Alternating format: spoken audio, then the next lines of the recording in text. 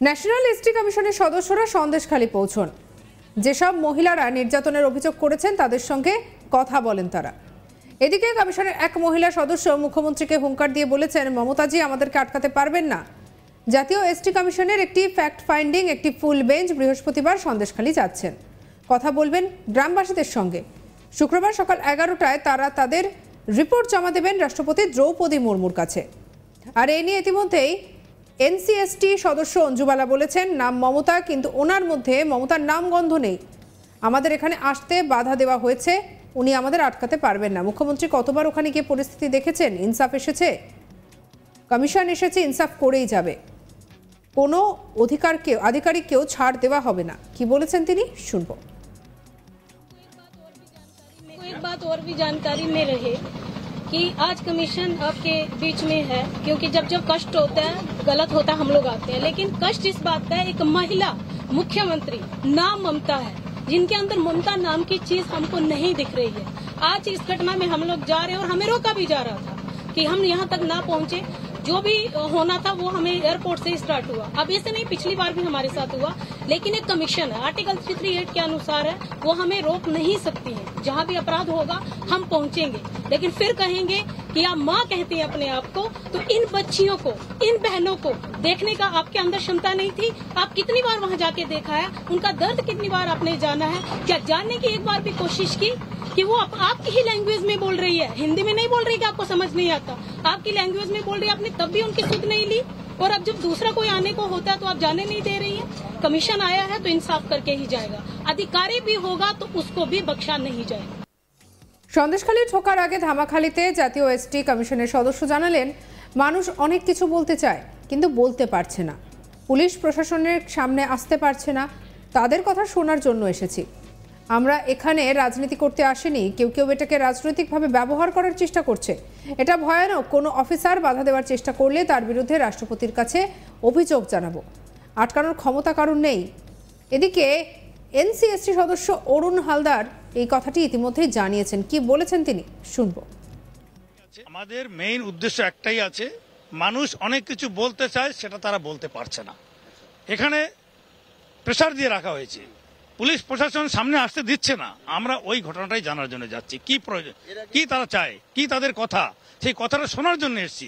এবং সেটা শুনে আমরা এখানকার গভর্নমেন্টকেই বলবো, দেখুন এই প্রবলেম আছে, এগুলো আপনারা ঠিক করুন। আমরা এখানে কোনো রাজনীতি করতে আসিনি, কিন্তু এটাকে কেউ কেউ পলিটিক্যালি ব্যবহার করার চেষ্টা করছে, এটা ভয়ানক। যদি না দেয়, প্রয়োজনে যা কানুন আছে, আইনি ব্যবস্থা আছে, আমাদের কাজ আছে মহামহিম রাষ্ট্রপতিকে নিয়োগ দেওয়া, রিপোর্ট জানানো। কালকে 11টায় মহামহিম রাষ্ট্রপতি আমাদের দায়িত্ব নিয়েছেন, তিনি আমাদের কথা শুনবেন। এবং আমরা যদি কোনো অফিসার এখানে বাধা দেওয়ার চেষ্টা করে, সেই অফিসার তার নিজের ভাগ্য নিজেই নির্ধারণ করবে। আমরা সেই অফিসারের বিরুদ্ধেই প্রয়োজনে রাষ্ট্রপতির কাছে রিপোর্ট করব। অন্য যারা করছে তারা জানি এটা কনস্টিটিউশনাল বডি আছে, এটাকে আটকানোর ক্ষমতা কেউ কারো নেই। আর এদিকে এই পরিস্থিতির মধ্যে ঠিক কি কি খবর উঠে আসছে আর ঠিক কি কি জানা যাচ্ছে সেই বিষয়টাও জানবো আমাদের কালিক রাজেশ সাহার রিপোর্ট থেকে।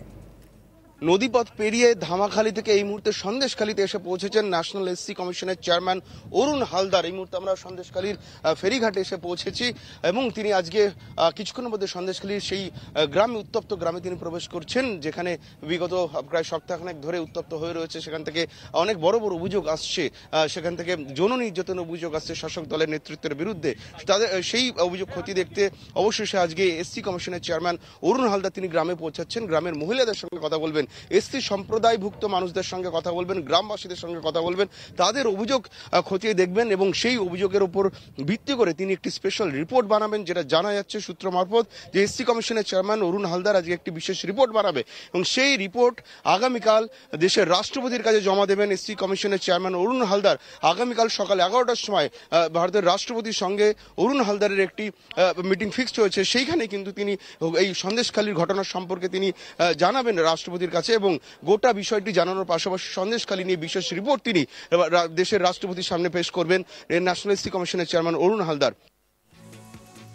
আর এদিকে ন্যাশনাল এসটি কমিশনের সদস্যরা সন্দেশখালী পৌঁছন, মহিলাদের সঙ্গে তারা কথা বলেন। তবে মহিলাদের সঙ্গে কথা বললেও এখনো পর্যন্ত ঠিক তারা কি কি বিষয়ে কথা বলেছেন সেই বিষয়টি নিয়ে তারা প্রকাশ্যে সেভাবে পুরো কথা বলতে চাননি। তবে তাদের কাছে অনেক অভিযোগ জমা পড়েছে বলেও ইতিমধ্যেই জানা গিয়েছে। আর এদিকে যেসব মহিলারা নির্যাতনের অভিযোগ করেছেন তাদের সঙ্গে কথা বলেন তারা। কমিশনের এক মহিলা সদস্য মুখ্যমন্ত্রীকে হুঙ্কার দিয়ে বলেন, মমতাজি আমাদেরকে আটকাতে পারবেন না। জাতীয় এসটি কমিশনের একটি ফ্যাক্ট ফাইন্ডিং, একটি ফুল বেঞ্চ বৃহস্পতিবার সন্দেশখালী যাওয়ার কথা বলবেন গ্রামবাসীদের সঙ্গে। শুক্রবার সকাল 11টায় তারা সেই রিপোর্ট জমা দেবে রাষ্ট্রপতির কাছে।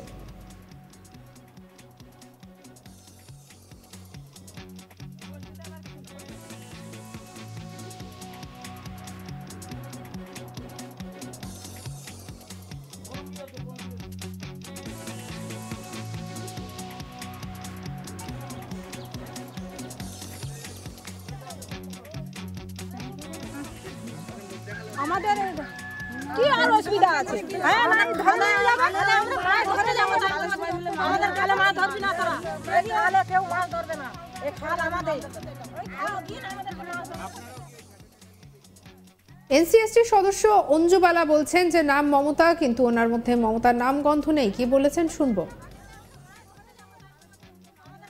एक बात और भी जानकारी में रहे कि आज कमीशन आपके बीच में है, क्योंकि जब जब कष्ट होता है, गलत होता है, हम लोग आते हैं। लेकिन कष्ट इस बात का है, एक महिला मुख्यमंत्री नाम ममता है, जिनके अंदर ममता नाम की चीज हमको नहीं दिख रही है। आज इस घटना में हम लोग जा रहे हैं और हमें रोका भी जा रहा था कि हम यहाँ तक ना पहुँचे।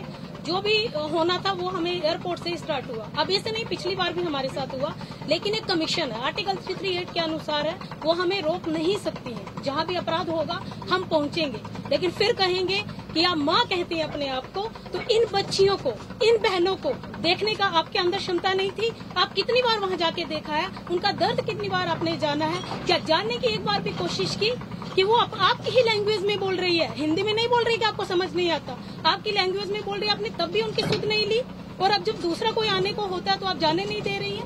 कमीशन आया है तो इंसाफ करके ही जाएगा, अधिकारी भी होगा तो उसको भी बख्शा नहीं जाएगा। আর এদিকে সন্দেশখালী ঢোকার আগে ধামাখালীতে জাতীয় এসটি কমিশনের সদস্য জানালেন, মানুষ অনেক কিছুই বলতে চায়। কি বলেছেন তিনি শুনবো।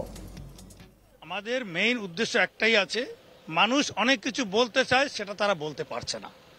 এখানে প্রেসার দিয়ে রাখা হয়েছে, পুলিশ প্রশাসন সামনে আসতে দিচ্ছে না। আমরা ওই ঘটনাটাই জানার জন্য যাচ্ছি, কি প্রয়োজন, কি তারা চায়, কি তাদের কথা, সেই কথাটা শোনার জন্য এসেছি। এবং সেটা শুনে আমরা এখানকার গভর্নমেন্ট কি বলবো, দেখুন এই প্রবলেম আছে, এগুলো আপনারা ঠিক করুন।